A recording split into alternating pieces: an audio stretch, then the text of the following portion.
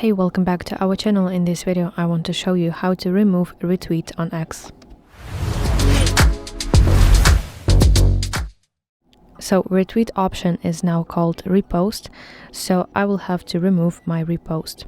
First of all, open X application on your device, and then you want to go to your profile.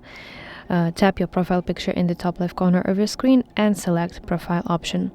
Now please make sure that you're in the section with your posts, where you can find basically your reposts, and go to specific post that you reposted and you want to remove your repost from your profile.